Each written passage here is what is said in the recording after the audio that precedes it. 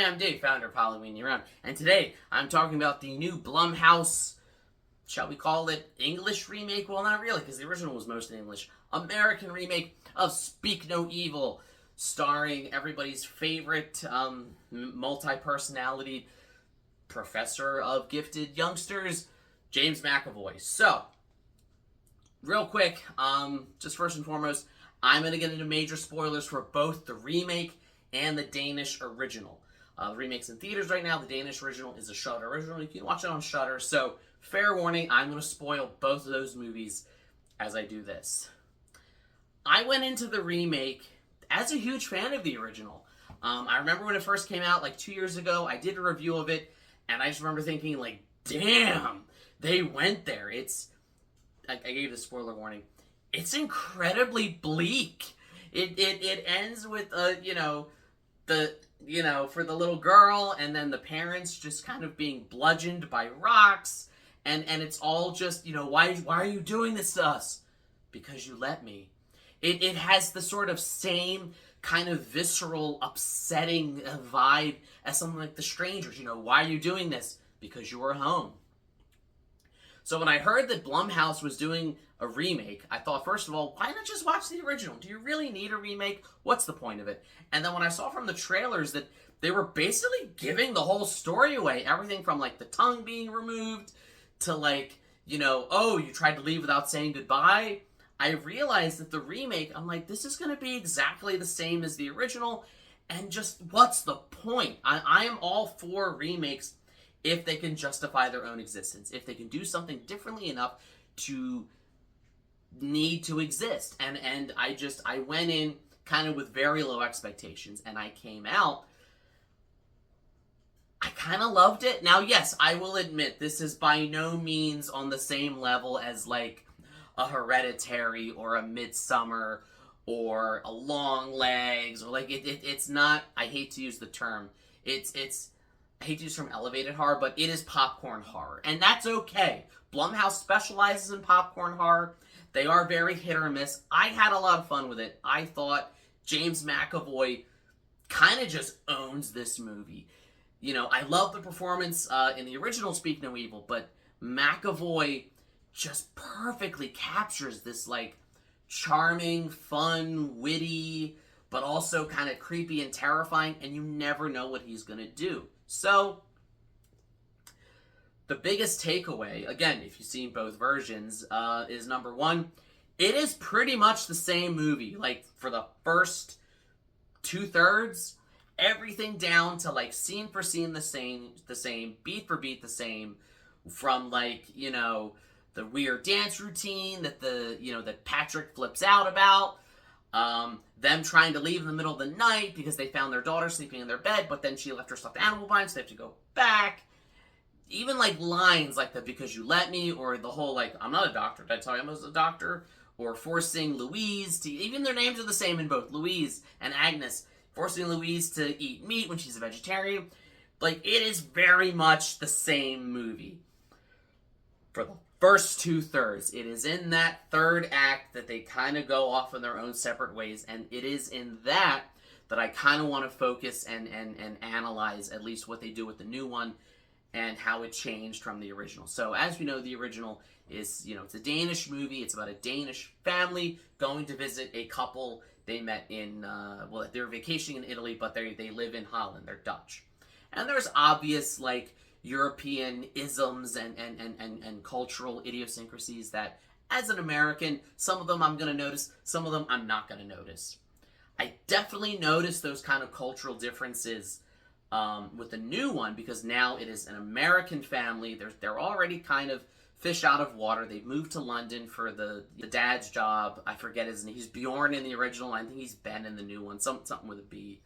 And they already kind of have that feeling. And as Americans, there's always kind of that, like, fear that foreigners don't like us. And it's kind of a long-running stereotype, like, Americans are uncomfortable in other countries.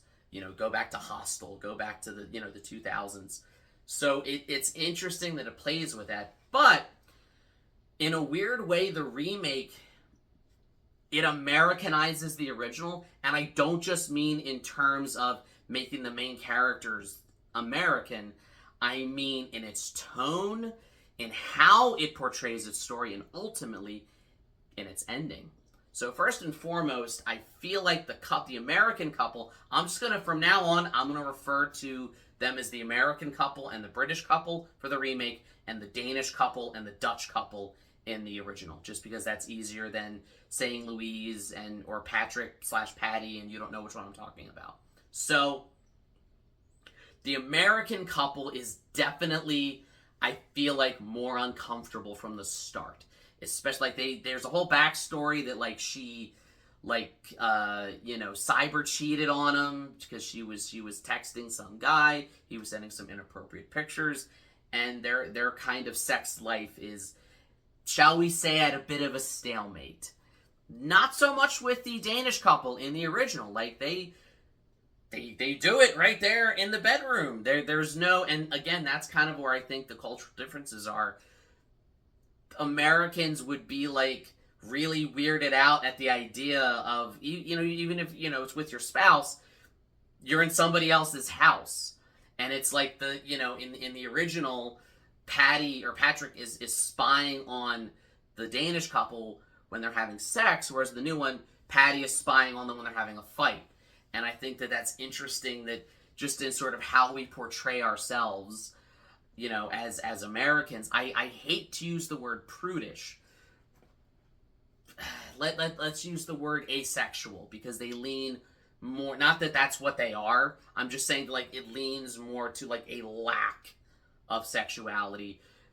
Very prominent in the dinner scene where, again, in the original, yeah, the Dutch couple gets a little too handsy-feely, for the Danish couple's comfort. But in the remake, the American couple, Louise is like, well, he's lucky if he gets it once a month. And you see how it strikes at his manhood and his masculinity. And I think that is very much at the core of the remake, less so in the original. This idea that, our protagonist, he's supposed to be a provider, but he's laid off from his job. He's supposed to be a protector of his family, and he can't.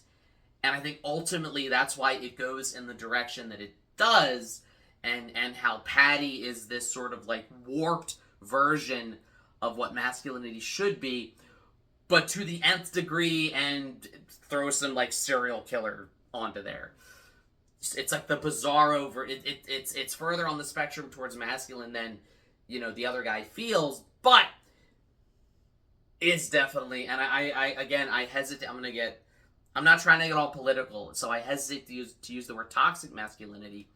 Patty is not toxic necessarily because of masculinity. I know that James McAvoy said he loosely based his performance off of Andrew Tate,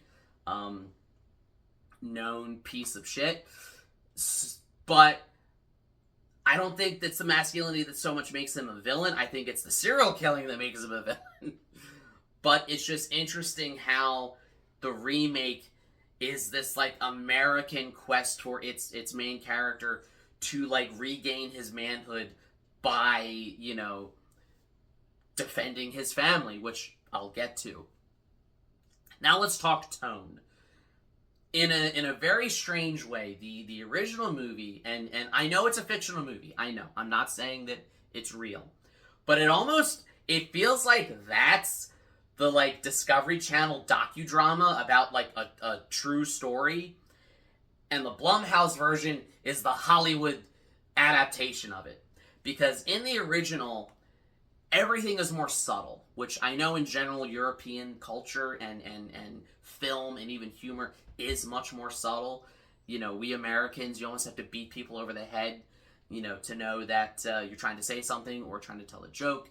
It's the reason why Americans didn't understand Starship Troopers or Nightmare on Elm Street 2, but the Europeans loved it because they understood it. They understood the satire in both. So everything is more over the top in the new one, which kind of makes sense with that popcorn horror Blumhouse vibe. Everything is more overt.